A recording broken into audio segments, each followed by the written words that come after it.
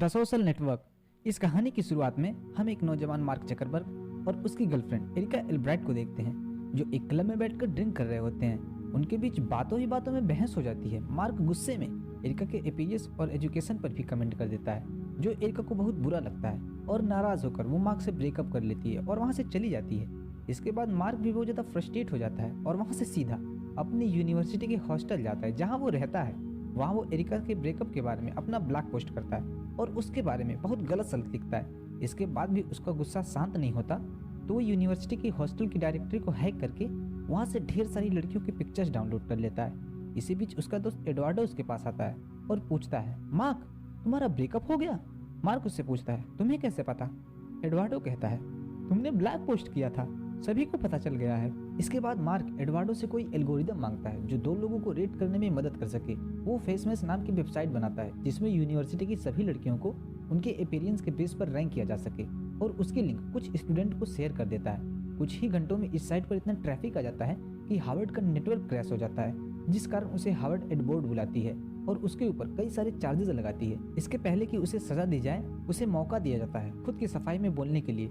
Mark उन सभी charges को इग्नोर करते हुए बोर्ड से कहता है, मुझे तो बोर्ड से रिकॉग्निशन मिलना चाहिए, आखिर मैंने हार्वर्ड के सिक्योरिटी सिस्टम में खामियां जो ढूंढ निकाली हैं। बोर्ड उसके स्टेटमेंट पर ध्यान न देते हुए उसे 6 महीने के लिए वार्न करती है और दोबारा ऐसा ना करने की सलाह देती है। मार्क एडवर्ड के ऑफिस से बाहर निकलता है।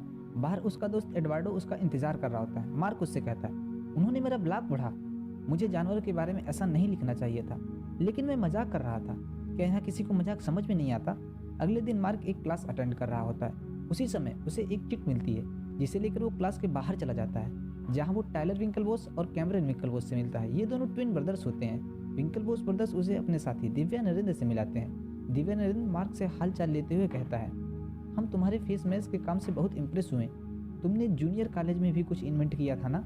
मार्क कहता है, हाँ, MP3 प्लेयर के लिए एक ऐसा ऐप जो आपके फेवरेट म्यूजिक को रिकॉग्नाइज करता है। इसके बाद भी मार्क के साथ एक ऐसे वेबसाइट के आइडिया के बारे में शेयर करते हैं जहाँ लोग अपना खुद का पेज बना सकते हैं, अपना इंटरेस्ट, अपना बायो बता सकते हैं और अपनी पिक्चर्स भी लगा सकते हैं। मार्क को ये आइडिया बहुत पसंद आता है और वो तुरंत हाँ कर देता है।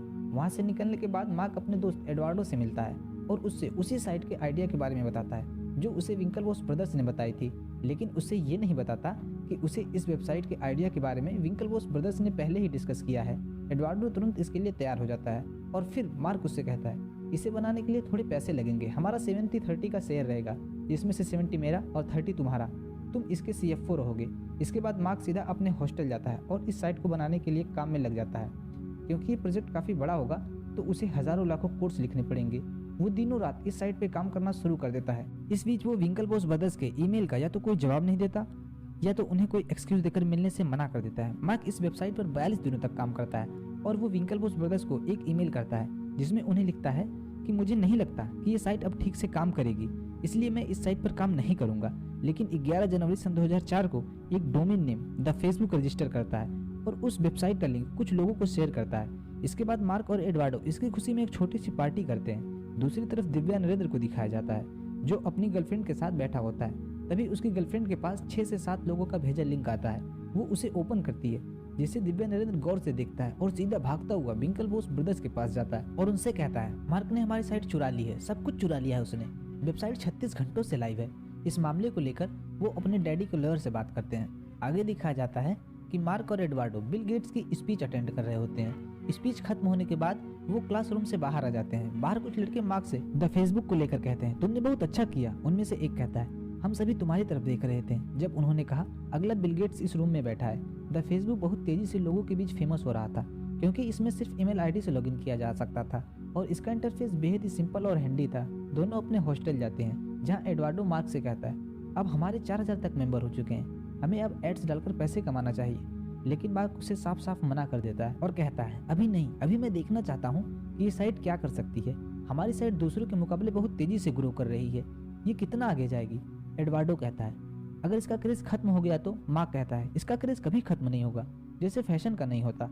आगे हम दिव्या नरेंद्र को देखते हैं जो विंकलवॉस ब्रदर्स से मिलता है। वो उन्हें बताता है कि वो द फेसबुक को एक्सपेंड कर रहे हैं, हमें उन पर केस करना चाहिए, उसकी वेबसाइट बंद करवा देनी चाहिए और उसे जेल भेज देना चाहिए। लेकिन कैमरन इसके लिए तैयार नहीं होता और कहता है, हम ऐसा नहीं कर सकते, हम हार्वर्ड के जेंटलमैन हैं, इस तरह तो वो हीरो बन जाएगा और हम विलन।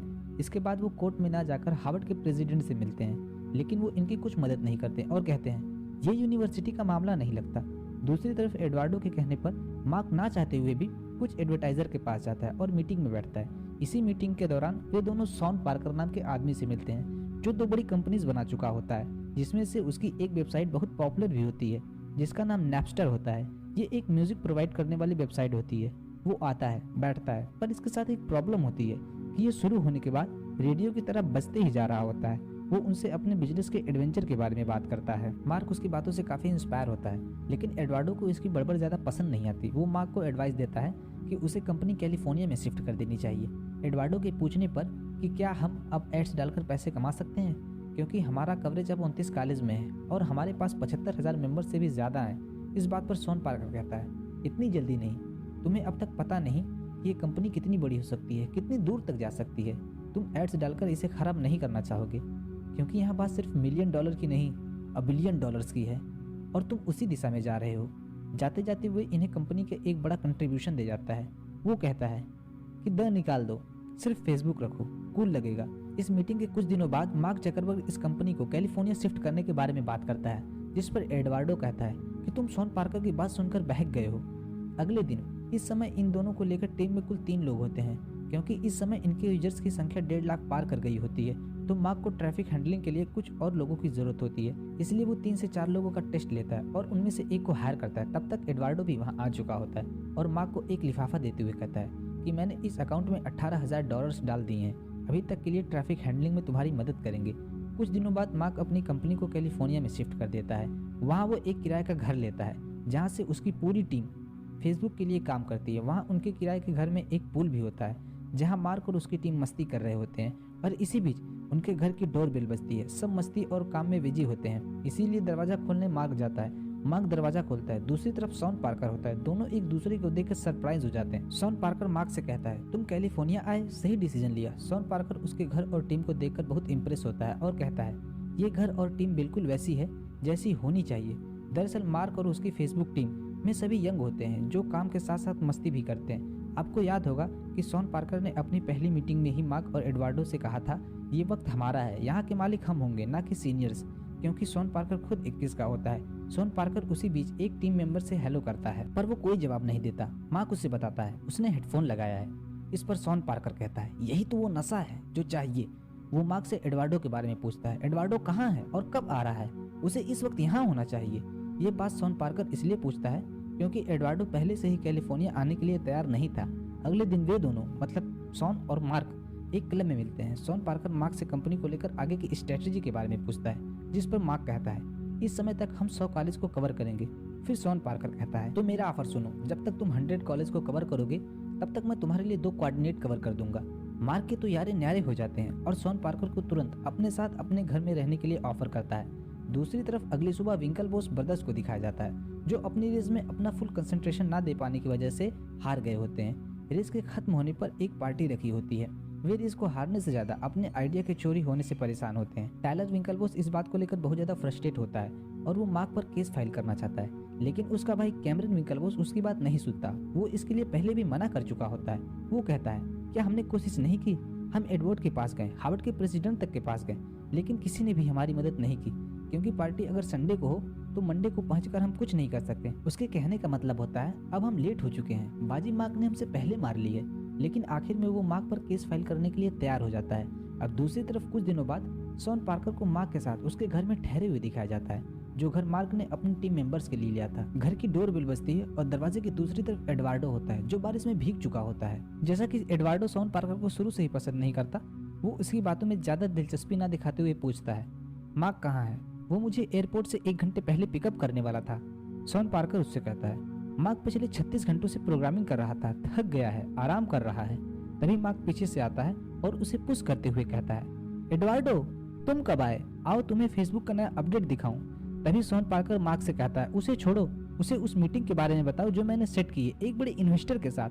जिसे सुन एडवार्डो भड़क जाता है और गुस्से में पूछता है मार्क ये मीटिंग क्यों सेट कर रहा है? दरअसल एडवार्डो उन्हें बताना चाहता है कि सिर्फ तुम ही नहीं हो जो मेहनत कर रहे हो, इस कंपनी के लिए मैं भी कर रहा हूँ। फिर वो मार्क से कहता है मैं पिछले 1 घंटे से एयरपोर्ट पर खड़ा रहा, लोडिंग और अनलोडिंग जोन में खड़ा रहा, और इन सब के बावजूद एक लंबी फ्लाइट और याद दिला दूं, जिन पैसों से ये यानी शॉन पार्कर ऐश कर रहा है वो एडवार्डो सेवरिन फाउंडेशन से आते हैं। दरअसल एडवार्डो ने इस वेबसाइट की शुरुआत से उसकी जरूरत के लिए एक अकाउंट खोला होता है। इसके बाद एडवार्डो मार्क से अकेले में बात करने के लिए कहता है। वहाँ से दोनों के अकेले हटने के बाद एडवार्डो मार्क से पूछता है वो मीटिंग क्यों सेट कर रहा है, मैं उसे बर्दाश्त नहीं कर सकता।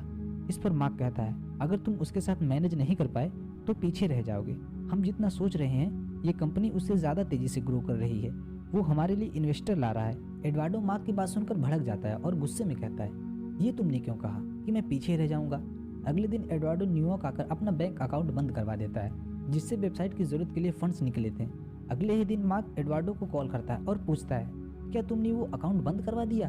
मैं बैंक गया था चेक विड्रॉ करवाने, जहाँ उन्होंने कहा ये अकाउंट अब बंद हो चुका है। उस समय मुझे कितना बुरा लगा, मैं सब कुछ फिर से शुरू नहीं करना चाहता। तुम्हारी इन गलतियों की वजह से वेबसाइट बंद भी हो सकती है। फिर वो एडवार्डो को बताता है मेरे पास एक गुड न्यूज़ है, उस इन्वेस्टर ने हमारी कंपनी को $5 लाख इन्वेस्ट करने के लिए कहा है। वो कंपनी रिस्ट्रक्चर करना चाहता है, इसलिए जल्दी से पहली फ्लाइट पकड़कर सैन फ्रांसिस्को आ जाओ।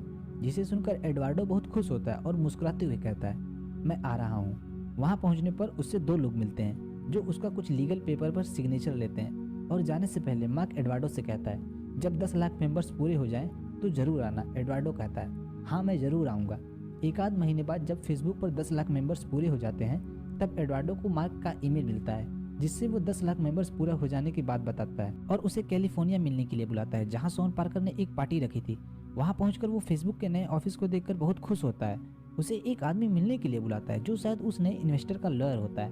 वो एडवार्डो के कुछ लीगल पेपर पर सिग्नेचर मांगता है, जिसे पढ़ने के बाद वो बहुत आग बबूला हो जाता है और सीधा मार्क के पास जाता है और उसे जोर से बुलाता है मार्क। मार्क ने हेडफोन लगाया होता है और उसके ना सुनने पर गुस्से में आकर वह उसका लैपटॉप उठाकर पटक देता है और मार्क से पूछता है तुमने 24 मिलियन नए शेयर्स इशू किए हैं। मार्क उसे समझाने की कोशिश करता है और कहता है तुमसे कहा गया था कि अगर नए इन्वेस्टर आएंगे। इतने में ही एडवार्डो उसकी बात काटते हुए कहता है तुम्हारे कितने शेयर डाइल्यूट हुए और शॉन के कितने, तुमने जैसे फेसबुक से मुझे अलग ही कर दिया। शॉन पार्कर एडवार्डो से कहता है तुम्हें अलग नहीं, तुम्हें निकाल दिया गया है। एडवार्डो कहता है मेरा नाम मास्ट हेड पर है। इस पर शॉन पार्कर कहता है दोबारा चेक करना चाहोगे। सब कुछ सुनने के बाद एडवार्डो कहता है अब कोर्ट की कार्रवाई के लिए तैयार हो जाओ। इस बार मैं 30% के लिए नहीं सब कुछ लेने आऊंगा। और जाते जाते शॉन पार्कर से कहता है एक दिन तुम्हारी जगह मैं लूंगा। शॉन पार्कर तुम कहीं के नहीं रहोगे। इसके बाद एडवार्डो वहां से निकल जाता है। उसके जाने के बाद मार्क शॉन पार्कर से कहता है तुम्हें इस तरह बात नहीं करनी चाहिए थी। इसके कुछ समय बाद शॉन पार्कर फेसबुक के एक टीम मेंबर से कहता है रिफ्रेश करो। तब स्क्रीन पर 10 लाख मेंबर्स को शो होते देख फेसबुक की पूरी टीम बहुत खुश हो जाती है। फिर सभी पार्टी करने के लिए निकल जाते हैं। पार्टी में हम शॉन पार्कर को देखते हैं जो अपने एक टीम मेंबर से फेसबुक के नए आने वाले फीचर के बारे में बात करता है। वो कहता है तुम्हें पता है फेसबुक में एक नया फीचर आने वाला है जिसके बाद लोग अपनी पिक्चर्स लोगों के साथ शेयर कर पाएंगे जैसा पहले कभी नहीं हुआ। इसे कहते हैं असली डिजिटलाइजेशन ऑफ लाइफ। आगे शॉन कहता है पहले लोग खेतों में जीते थे, फिर शहरों में और अब इंटरनेट पे जिएंगे। इसी बीच पार्टी में पुलिस आ जाती है और ऑफिसर शॉन पार्कर को ड्रग के साथ धर लेते हैं। वो मार्क को कॉल करता है और वहाँ की सिचुएशन के बारे में बताता है और कहता है तुम चिंता मत करना, मैंने यहाँ सब संभाल लिया है। इतने दिन साथ रहकर मार्क उसे ठीक से जान गया होता है, इसलिए उससे कहता है अब मैं किसी से बात करने जा रहा हूँ, अब मैं सब संभाल लूंगा। शॉन पार्कर कहता है तुम्हें क्या लगता है इसमें एडवार्डो का हाथ होगा। मार्क कहता है नहीं और दुखी मन के साथ कहता है घर जाओ शॉन। और इसके साथ ही पूरी कहानी मुड़कर उस मुकदमे की सुनवाई पर आ जाती है जो फेसबुक के बनने और ग्रो होने के दौरान चले थे।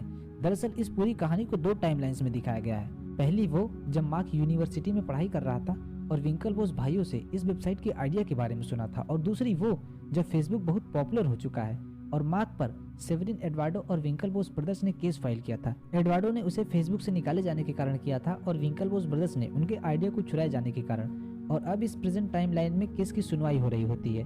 सभी कुछ समय के लिए ब्रेक लेते हैं। एक लेडी जिसे विंकलवॉस ब्रदर्स के फादर ने पूरी सुनवाई तक वहां बैठने के लिए कहा था, वो मार्क के पास आती है और मार्क को समझाते हुए कहती है जब भी ऐसा केस होता है तो 85% बढ़ा चढ़ाकर बोला जाता है। मार्क कहता है और 15%?